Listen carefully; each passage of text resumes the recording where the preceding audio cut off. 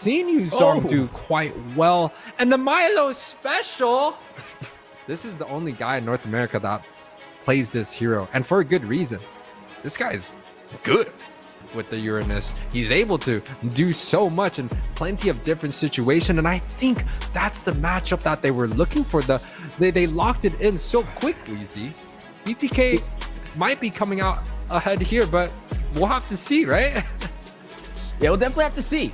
Keeping it interesting. Milo never fails to disappoint with what he showcases to the world, but the Uranus this late in the game, on a game number our finals game number 5 between both these sides, deciding if you go to the grand finals or not for the #1 seat, it's a little risky in my opinion, right? You don't get to see it too often. Doesn't mean it doesn't work though, and I'm assuming he has a plan for it since it was last picked in the draft. But now everything is out on the table.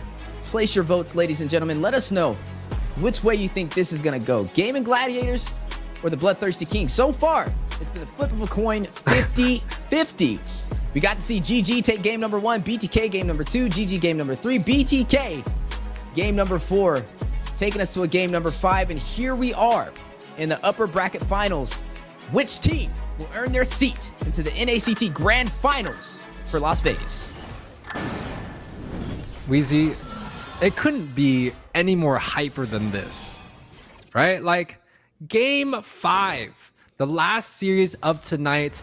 2 of the best North American teams for our entertainment, for a show, right? This is the golden match that we've all been waiting for, and it's able to go in a best of 5 all the way through. This is exactly what the people wants to come out for. You're going to see a small advantage for the side of BTK, having that jungle pressure for Alpha, and the grand finals ticket up on the board. It is HyperX Arena for Las Vegas, May 12th. Mark that on your calendar. Use the registration link and come out and say hi to all the casters and talents. That's right. We definitely look forward to seeing you guys there, as we are seeing a couple of emblems on the board, a couple of Brave Smites for the side of GG. The Quantum Charge over there for Zia, trying to make the most out of the mobility on this Roger. We got to see him get that Savage earlier against BTK, so definitely something that they're going to have to watch out for. Now, we talked about the Uranus match. I want to put this out there in the very front. I don't know if GG has the ability to deal with the Uranus when it comes down to the late game. Traditionally, we have heroes like Lunox, Carry, DHS Claude, or DHS users out there, but this time around we have a Roger, and in our previous matches we've seen Zia kind of go for something like an endless battle BOD build. So without DHS pressure on the side of Gaming Gladiators, I don't know if they have what it takes to get the Uranus here. Speaking of pressure, Black Dragon from Fried Chicken trying to zone out BTK from entering the Turtle Pit, and it looks like that will go to Gaming Gladiators with little to no contest. Milo doing a good job though, applying that pressure on this Uranus. One of the heroes that is almost unkillable, somebody you don't see too often. You know, I think the X factor in today's game is how will Milo perform on this unorthodox pick. That's a everyday thing. We want to see how Milo performs in every single match. He's been such a staple in BTK's lineup. You know, he's created a lot of attention, but honestly, it's well deserved. This man has put himself in the spotlight and has performed continually at an extremely high level. So definitely props to this man here. The opening for both of these teams are quite standard, right? The utility jungle able to get the objectives quite good, but this time around, Alpha does not have an Angela. It does the sustain coming out from the Minotaur and the Bloodless Axe, able to hold up against the damage that the Gaming Gladiator and the CC that Gaming Gladiator has. Ruby and Louis, those are two hard people to, you know, run up against, and I think BTK is going to have some trouble with that, but BTK definitely has a lot more split push available. They have a carry that is much better for late game. If they're able to push this out, Basic may be able to carry them, but if it's going to be an early game end, it has to be MOBA Zane putting the impact early on. Yeah, definitely going to have to watch out for that impact. And also on this Lu Yi pick from Hoon, right? The diversion plays is definitely something that BTK is going to have to try and anticipate.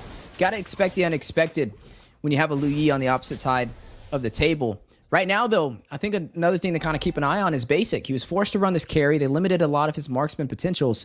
With the carry, he is running that Purify, which is great for the crowd control, but there's a lot of CC for the side of Gaming Gladiators. So I think their goal is to try and overpressure him, force out that Purify, and to get an easy set. So I think Basic's positioning is going to be pivotal to him being able to provide that late game damage that BTK is going to thrive on. And right now, you are seeing GG putting that focus in the jungle. They're able to claim the first turtle, but this time around, BTK looking to contest. Milo taking a little bit of damage. Yep, and that is just going to be how the story goes for Milo here. He's just going to be botting as many members as GG is able to offer until they grab that anti-heal to be able to stop him. But Milo should have quite a great time, especially in the early on. Now, Mobazane, Black Dragon does come through, does get resetted here. The side of GG has so much members. Ooh, Chicken versus Zane, though. Doing a lot of damage. Hoon will find Nicolette. First blood for the side of Gaming Gladiators. A Mage taking down a Mage. Zane very low. Looks like GG will be able to overall win that trade and take this turtle. Yeah, I think it's just due to the amount of CC and the front line that side of GG has, right? The Alpha can't really trade that well against something like a Yuzong where he has the Petrify. Can't really face the Ruby brute force, especially without an Angela. And also the Louise giving him just a little bit more trouble. So the side of Gaming Gladiators, they definitely have a lot of front line that just zones away Mobazane quite easily. But on the other hand, you talked about how Basic's position is quite important in this match. I also want to say that BTK doesn't have the best front line sets for the carry to perform at a very high level. Yes, they have the Minon's Fury, but that's on an awfully long cooldown. And besides Minon's Fury, there's not much going for the side of BTK to be able to stop the dives that Gaming Gladiators have. So that may be a problem that Basic kind of has to deal with here. But early game, 6 minutes in, it's very neutral for both of these teams. I think they're both willing to go with the long run here. Yeah, on the bot side, you are looking at Milo trying to cut that lane, but a good read from Fried Chicken, not allowing him to proxy it. Right now, though, GG with the slightest advantage, now 1,600 gold ahead of BTK. And we know you even blink or look in the wrong direction, and one of these teams will close out this game with an early finish. Whoa, I'm offended. I'm personally offended with how that did not connect. But you are going to go ahead and see a little bit of utility wasted from the side of GG, but they still are able to find the advantage and take the turret for the top side. There's some blind sets coming through, some high IQ plays paired up with the teleportation. Mobazane here might get CC'd. Yeah, gonna go ahead and use the alpha charge to go back to safety, though. We'll kind of use his ultimate, though. On the bot side, though, we are looking at Milo putting down that pressure up against Yuzong. You did mention it may have worked out better in their favor if they would have went for an XP laner with a little bit more of that set potential. Time will tell. I'm kind of wondering how the Uranus will kind of play into this. We said this is the X factor. There goes the diversion, though. Where are they going? Straight to the turtle. Wow. Gonna go ahead and break Milo's ankles right there. And again, another turtle into the hands of Gaming Gladiators. And a possible kill. Milo need to get out of there, able to sustain himself. But the objective goes to GG. Yeah, I mean, they're definitely abusing the divergent coming out from the Louis. Hoon has been on top of this pick. Pretty much every single divergent has created some sort of impact. He diverted up top, you know, messed around with a little bit, got that tower, and then diverted into the turtle. So they were able to move around across the map, and you can look at the gold, it's showing significantly, right? The Roger has done so much better compared to the carry early on. Yes, the jungler is still pretty much caught even, but Mobazane actually in the backside just hiding here.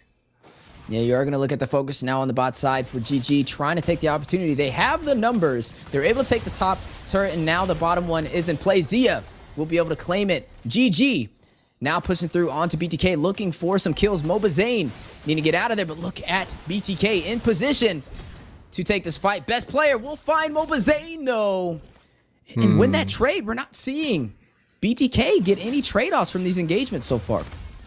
Yeah, I just don't think this... There's just a lack of CC and a lack of hyper ability, right? They were able to hyper the alpha quite well in the game 2 to get their victory, especially with the Angela. But this time around, without an Angela, doesn't feel like the Alpha is giving that much power, especially how slow the Mino is, right? Things like Florin, Estes may be better options here. But yes, BTK is still lacking a lot of CC department.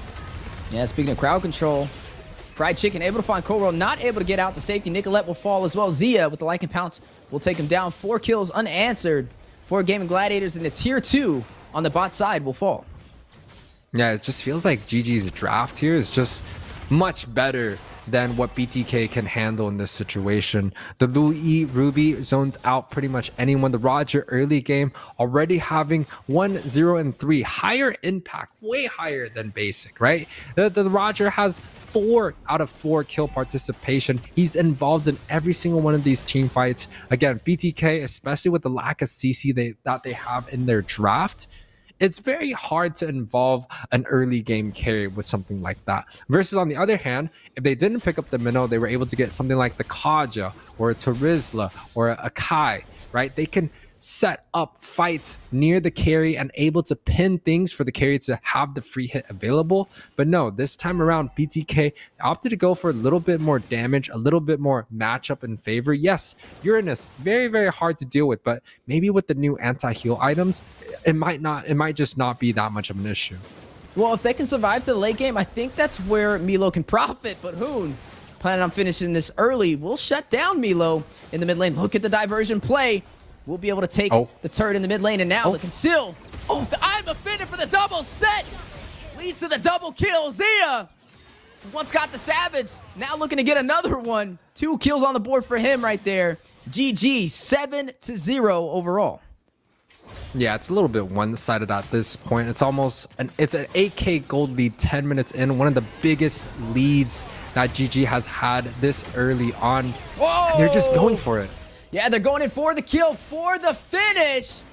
In the heart of chaos, they found unity. In the face of despair, they found courage. And in the end, they found victory. Closing out this series, GG wins against BTK, knocking them down